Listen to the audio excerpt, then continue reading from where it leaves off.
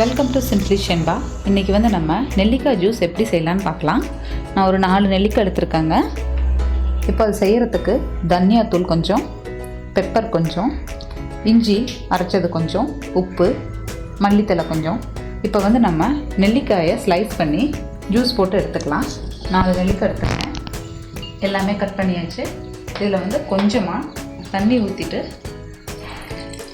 அரைச்சி எடுத்துக்கலாம்.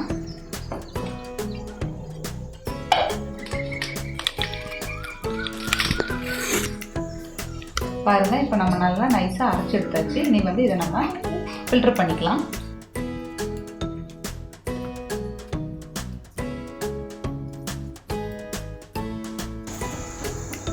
இப்போ நம்ம நல்லா ஃபில்டர் பண்ணி வச்சுங்க. நம்ம 4 நெல்லிக்காய் போட்டிருக்கோம் இல்லையா, இன்னும் கொஞ்சம் தண்ணி ஆட் பண்ணிக்கலாம்.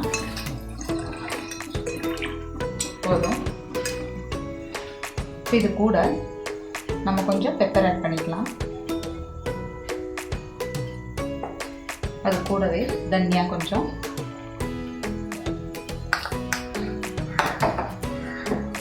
இஞ்சி அரைச்சி வச்சது இது கொஞ்சம் ஆட் பண்ணிக்கலாம். சால்ட் கொஞ்சம்,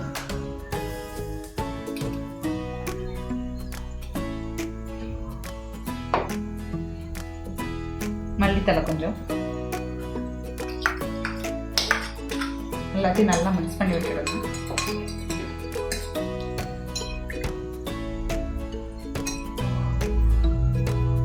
நெல்லிக்காய் ஜூஸ் ரெடி ஆயிடுச்சு.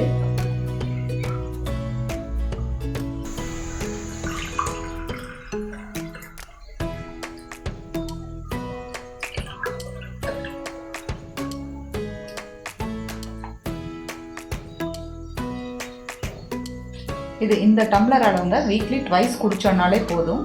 இப்போ நெல்லிக்காய் பார்த்தீங்கன்னா ஏழைகளின் ஆப்பிள்னு கூட சொல்லுவாங்க. 100 கிராம் நெல்லிக்காயில் இருக்கிற சத்து பார்த்தீங்கன்னா ஆரஞ்சு பழத்தை விட 20 மடங்கு வைட்டமின் சி சத்து அதிகமாக இருக்குது.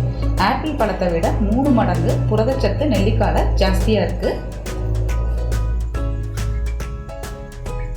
நெல்லிக்காய் ஜூஸ் ரெகுலராக குடிக்கும்போது இதயத்தை ரொம்ப பலப்படுத்தும்.